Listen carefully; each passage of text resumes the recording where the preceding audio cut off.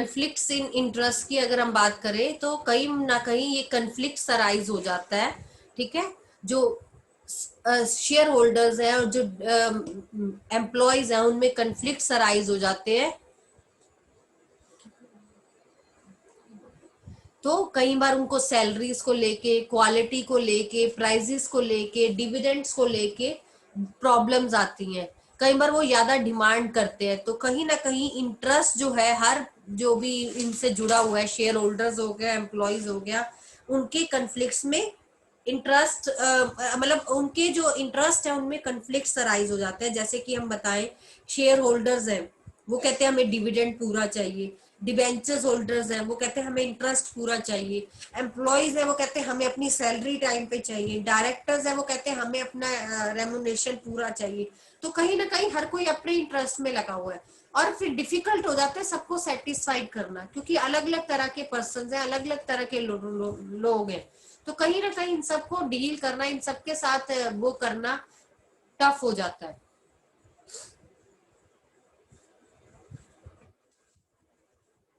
Clear है? तो इसके साथ हमारे डी मेरिट्स कंप्लीट हो जाते हैं। हम एक बार फिर से रिवाइज कर लेते हैं। डी मेरिट्स की बात करें हम, पहला है कॉम्प्लेक्सिटी इंफॉर्मेशन, डिफिकल्ट है इसको बनाना, ठीक है। फिर इम्पर्सनल वर्क एनवायरनमेंट आ जाएगा हमारा, मींस जो ऑनरशिप और मैनेजमेंट है वो डिफरेंट है। नेक्स्ट है सीक्रेसी की बात करें तो सीक्रेट्स बिल्कुल नहीं रहते, क्योंकि सब चीज हमने अकाउंट्स में पब्लिश करनी पड़ती है, तो डिफिकल्ट है कुछ भी सीक्रेट मेंटेन करना।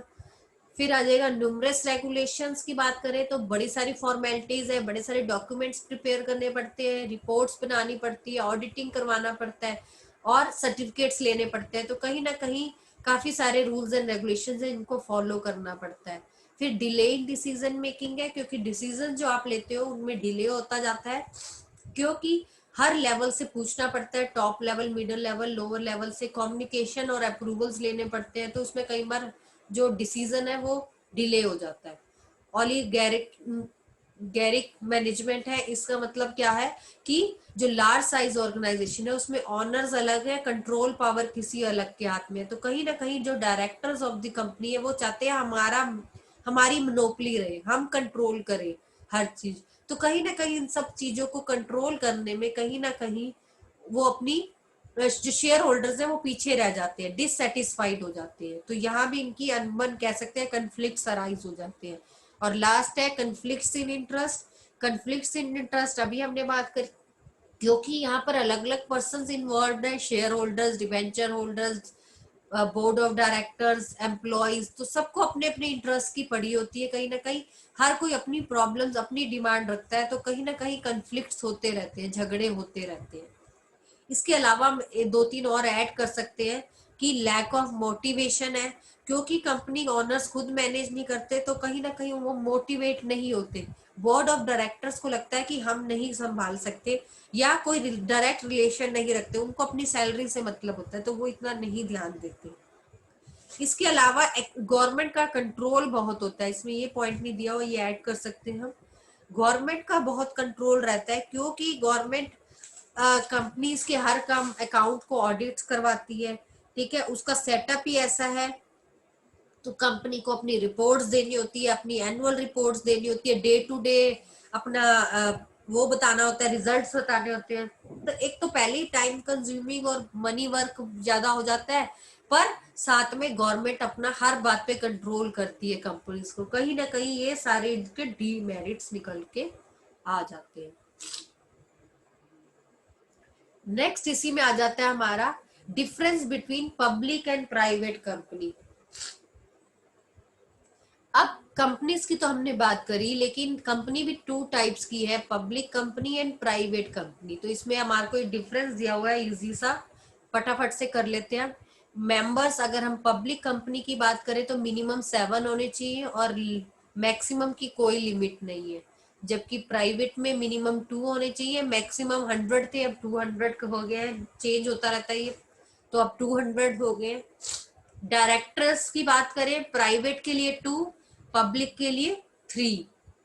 इंडेक्स ऑफ मेंबर्स होता है, इंडेक्स ऑफ मेंबर्स होता है उनकी कंप्लीट वो रखना, ठीक है, कि क्या इनका वो है कंप्लीट बायोडाटा टाइप। तो प्राइवेट में नॉट कंपलसरी, पब्लिक में ये देखते हैं क्योंकि गवर्नमेंट कंट्रोल रखती है। ट्रांसफर ऑफ शेयर की बात करें तो पब्लिक कंपनी में आप किसी को भी अपने शेयर ट्रांसफर कर सकते हो, पर प्राइवेट में ये पॉसिबल नहीं है। Invitation to public, public company में आप इनविटेशन देते हो, प्रोस्पेक्टस छपवाते हो, जनरल पब्लिक को इनवाइट करते हो, लेकिन प्राइवेट कंपनी में वो इनवाइट नहीं करते, उनके जो मेंबर्स होते हैं वही शेयर होल्डर्स बनते हैं।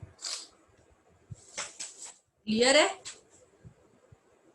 तो इसमें और भी पॉइंट्स निकल के आ यस सकते हैं। मैम। इसमें काफी लिमिटेड दिए हुए हैं। अगर हम लीगल फॉर्मेलिटीज की बात करें तो प्राइवेट कंपनी के लिए लिमिटेड लीगल फॉर्मेलिटीज है, जबकि पब्लिक कंपनी को तो फोर लीगल फॉर्मेलिटीज से होके जाना पड़ता है। हमने ये पढ़ा है 4 स्टेप्स। ठीक है। और अगर हम बात करें प्रोस्पेक्टस की, हो गई हमारी। तो प्राइवेट कंपनी को प्रोस्पेक्टस इशू नहीं करना पड़ता, जबकि पब्लिक कंपनी को प्रोस्पेक्टस इशू करना पड़ता है। मिनिमम पेड अप कैपिटल का पॉइंट करें तो प्राइवेट कंपनी को 1 lakh minimum paid up capital देनी पड़ती है स्टार्ट करने के लिए, जबकि पब्लिक कंपनी को मिनिमम 5 लाख पे करनी पड़ती है। तो ये कुछ पॉइंट्स हैं डिफरेंस के, ये आपने अच्छी तरह कर लेने। यहाँ दिया भी हुआ है पब्लिक कंपनी क्या है और प्राइवेट कंपनी क्या है, ये वही है। अगर आप यहाँ से पढ़ लो या आप डिफरेंस को पढ़ लो, एक ही बात है। फिर इसके बाद आ जाता है choice of form of business organisation. ये चॉइस का टॉपिक जो है ये हमारा कट चुका है। अभी जो सिलेबस रिवाइज हुआ है उसमें ये डिलीटेड हो चुका है, तो इसको छोड़ देना। ठीक है। इसके अलावा हमें डिफरेंस दिया हुआ है। अगर हम सबका ब्रॉड डिफरेंस करें, सबका एक साथ कंपैरेटिव डिफरेंस करें, तो sole proprietor, partnership, joint Hindu, cooperative और कंपनी। जिन्होंने पूरा नहीं पढ़ा वो इस डिफरेंस को पढ़ के भी सारा समझ सकते हैं कि इसमें क्या गिवन है सारा। ठीक है। तो इससे सारा आपको क्लियर हो जाएगा। फॉर्मेशन सबकी कैसी है, मेंबर सब में कितने होने चाहिए, कैपिटल का क्या क्या कंट्रीब्यूशन है, लाइबिलिटी जो सबसे इंपॉर्टेंट पॉइंट है, कंट्रोल और कंटिन्यूटी का पॉइंट है। ये सारे पॉइंट्स ऐसे हैं जो हर फीचर्स, हर मेरिट और डीमेरिट में आपके यूज हो रहे हैं। तो कहीं ना कहीं आप इस प्रॉपर टेबल को ही रिवाइज कर लोगे तो आपका सारा ये इसमें कवर अप हो जाएगा। तो इसके साथ हमारा ये सेकंड चैप्टर जो है वो कंप्लीट हो जाता है।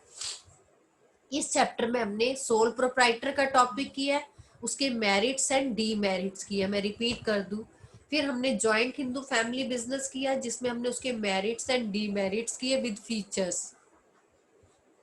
फिर हमने पार्टनरशिप का टॉपिक किया जिसमें हमने फीचर्स, मेरिट्स और डीमेरिट्स के अलावा पार्टनरशिप डीड का टॉपिक पढ़ा। प्लस हमने इसमें टाइप्स ऑफ पार्टनर्स पढ़ा and types of partnership firms पढ़ा। फिर हमने आ जाओ कोऑपरेटिव सोसाइटी का टॉपिक पढ़ा। कोऑपरेटिव सोसाइटी में हमने फीचर्स, मेरिट्स एंड डीमेरिट्स किए, plus types of cooperative societies किया जो हमने कल टॉपिक किया था। और आज हमने कंपनी पढ़ा जिसमें कंपनी के हमने features, merits and demerits revise किए, प्लस हमने टाइप्स ऑफ कंपनी में पब्लिक और प्राइवेट कंपनी का डिफरेंस देखा। तो ये हमारा सेकंड चैप्टर है जो थोड़ा सा लेंथी है, पर इसमें आपने सोल प्रोप्राइटर, पार्टनरशिप, कंपनी, ये तो फुल फ्लैज आपने अच्छी तरह टॉपिक्स को रिवाइज करना है, क्योंकि ये आपको आगे 12th में भी हेल्प करेगा। ठीक है। तो इन टॉपिक्स के बारे में आपको फुल नॉलेज होनी चाहिए, कंपनी की खासकर, क्योंकि कंपनी और पार्टनरशिप का जो टॉपिक है वो 12th में आपका पूरा अकाउंट से रिलेटेड है। तो ये आपने इसको अच्छी तरह रिवाइज कर लेना है। किसी को कोई प्रॉब्लम है तो आप पूछ लीजिए। Any doubts?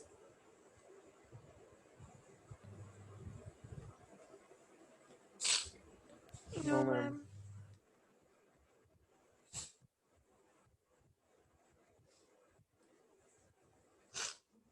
अखिलेश, आप मैम को फोन कर लेना।